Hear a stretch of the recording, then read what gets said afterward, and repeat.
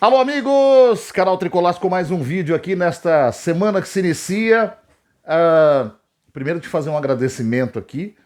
O último vídeo da gente foi muito assistido.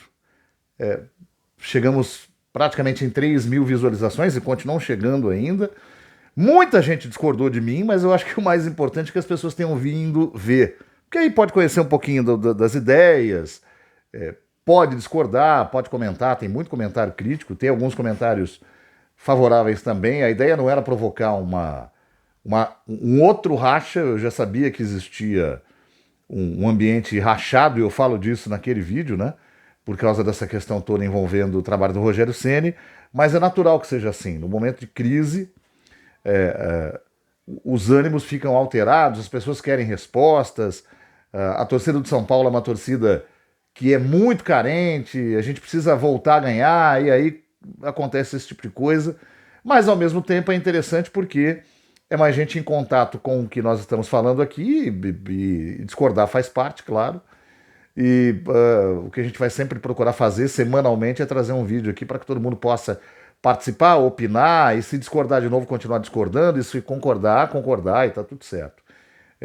Semanais os vídeos até que se comece o Campeonato Brasileiro, a Copa Sul-Americana e a Copa do Brasil, que são os desafios que vem aí, né? Então, o São Paulo, que passou uma semana turbulenta, tem 2 semanas agora para tentar juntar os cacos de vidro que caíram no chão depois da desclassificação no Campeonato Paulista, e com essa junção de peças tentar fazer alguma coisa de mais útil nos campeonatos que vem aí. Mas eu estou bem pessimista nesse momento. Por quê?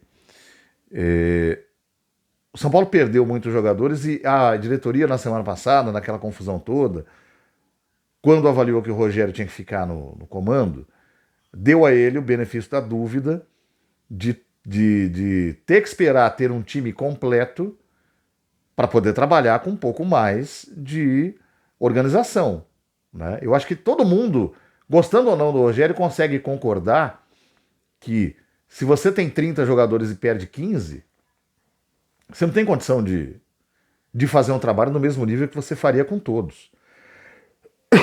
Perdão. E aí sim você vai cobrar. Quando tiver todo mundo à disposição, você vai falar: opa, peraí, meu amigo. Você pediu todo mundo, agora tá todo mundo aí e não tá andando. E aí, como é que vamos fazer? Bom, só que tem o problema: o São Paulo continua sem todo mundo, né? Hoje o Wellington operou. Havia dúvida, né, se ele ia operar mesmo ou não. Fez uma cirurgia para recomposição de ligamentos do tornozelo. Enfim, é mais um jogador que vai ficar fora bastante tempo. E o São Paulo não tem um lateral esquerdo, né? O São Paulo tem o Patrick, que é da base, que na base joga bem, e tem o Caio Paulista como aquele substituto da lateral esquerda, porque no Fluminense, mesmo sendo atacante, ele foi improvisado pelo Diniz na lateral esquerda durante um período e atuou bem. Só por isso. Então, é uma improvisação em cima da outra aí. Então, se o São Paulo puder ter um lateral esquerdo, ótimo. O Rafinha parece que evoluiu um pouquinho, né? Tem essas semanas todas aí para se preparar e de repente pode estar à disposição quando o São Paulo voltar a jogar. O Igor Vinícius segue fora, o Orejuela fica ali de canto olhando, e o Natan é quem tem jogado e é muito jovem, não dá para ficar cobrando tudo do cara. O São Paulo precisa de jogador na frente, e hoje uma das notícias que acendeu o alerta aí é que o Eduardo Sacha deve sair do Atlético Mineiro, assim como o Ademir já saiu, né? O Ademir é aquele jogador que despontou no América em 2020, aí o Atlético foi lá, fez um contrato de preferência, fez um contato com ele para preferência na hora de fazer a transferência do América. Aí fechou o contrato com ele, ele continuou jogando lá e depois ele veio para o Atlético em 2022, já no começo do ano. E não foi bem, né? Não foi titular e talvez nem seria mesmo, mas quando precisou, o Atlético hoje avalia que não foi tão bem. O Bahia está contratando por 13 milhões, é um bom atacante, que talvez num ambiente de cobrança um pouco menor, se bem que o Bahia tem cobrança pra caramba, pode ser que ele renda o que ele rendeu no América, ou tendo mais liberdade para jogar, jogando mais vezes, pode ser que ele renda. E o Eduardo Sacha deve ser dispensado também, pelo menos é o que ocorreu na imprensa aí, né? E aí, aqui, o São Paulo pode ser um dos interessados e tal. É o seguinte, quando a Independente fez aquele comunicado na semana passada, a Independente entendeu que o São Paulo tinha que buscar pelo menos 5 jogadores para resolver. Eu acho que o São Paulo não tem condição financeira de trazer jogador para resolver. Mas deveria ser assim. O Sacha vindo é aquele cara que, veja bem, se vier, tá? Pode atender uma necessidade na falta do Caleri, que vai demorar para voltar, na falta do Galo, porque esse ano não volta mais, ou se voltar, volta só lá para o final, com o Erisson ainda tendo que ficar em melhores condições físicas, mas não é um craque, né? É um jogador voluntarioso, é rápido, sabe bater no gol, não é primeira prateleira. Agora, o São Paulo não tem conseguido bala para trazer jogador de primeira prateleira. Só se eles estiverem soltos no mercado aí, sem contrato, e mesmo assim que aceitem ganhar aquilo que o São Paulo pode pagar. Você vê que a realidade do São Paulo, a dureza da realidade do São Paulo, não é o técnico ser ruim ou bom, tem muita coisa antes disso que precisa ser resolvida. Então, se vier, eu acho que a gente tem que falar, legal, pelo menos não vai ficar sem ninguém. E pode ser que o cara renda, né? E por enquanto só. Nenhuma outra perspectiva de reforços.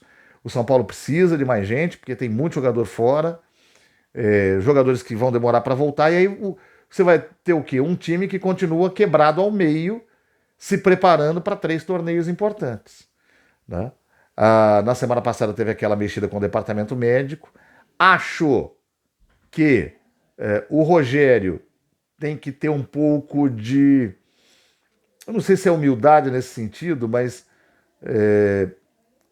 eu acho que ele tem que tomar a iniciativa, se é que já não tomou, de olhar como são os seus treinamentos. Se esses treinamentos estão forçando alguma coisa a mais. A gente lembra que com o Crespo era assim, né, e ele mesmo admitiu, tanto é que depois ele trocou uma parte da equipe de preparação física. O Rogério veio com uma filosofia de trabalhar isso de uma maneira melhor, tanto é que ele disse que a equipe não teria contusões musculares, e de fato o número de contusões musculares diminuiu bastante. Só que o São Paulo deu, por outro lado, um azar danado de ter contusões graves encontradas em jogos ao longo do campeonato estadual. E isso levantou uma dúvida de se esses jogadores não estão com a sua estrutura física frágil. E se essa estrutura física frágil não se deve a um ritmo muito pesado. Tem que tomar muito cuidado, porque eu não estou afirmando isso, e as pessoas compram isso como afirmação muitas vezes. Daqui a pouco vai ter gente comentando aqui, tá vendo? O Rogério treina, não sei o quê, põe os caras para se matar. E hoje começou aquela sequência de treinamento em 2 períodos, né? Todos os dias aí. Mas ainda assim, ainda que não seja culpa dele, eu acho que ele devia olhar e conversar com quem entende e ver o que dá para melhorar nesse sentido, se é que tem alguma coisa saindo dali. Se não, alguém se pronunciar e dizer, olha, o problema não é esse. O problema é que o São Paulo deu um baita no azar mesmo. Bom, com relação ao trabalho do Rogério em si, eu continuo com essa opinião. Eu acho que nesse ponto a gente tem sim que fiscalizar, mas tem que esperar. Acho que o Rogério tem ideias interessantes para implantar, mas só vai conseguir implantar direito quando tiver todo mundo, porque isso depende de repetição. O Rogério sempre deixou claro que a filosofia de jogo dele é de um futebol ofensivo e que começa a marcar no campo de ataque, mas que muitas vezes não deu certo. Ele tem que ter a possibilidade também de mudar um pouco esse conceito em algumas partidas.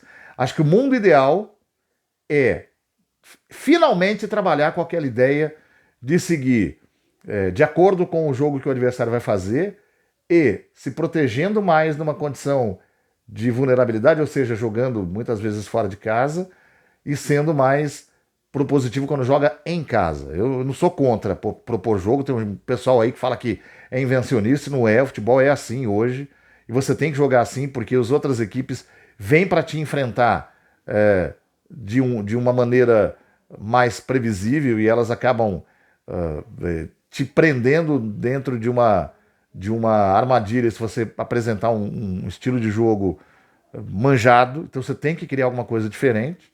E ele tenta fazer isso. Agora, é preciso que o trabalho tenha repetição, e para ter repetição tem que ter todo mundo lá.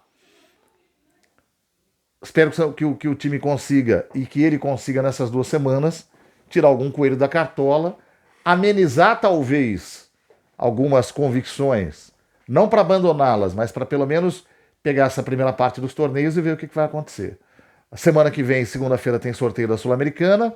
O primeiro jogo é na outra semana, no meio da semana, ali pelo dia 5. E o Campeonato Brasileiro começa 2 semanas depois, né? Na verdade, começa na semana depois do segundo jogo, no dia 15, é isso?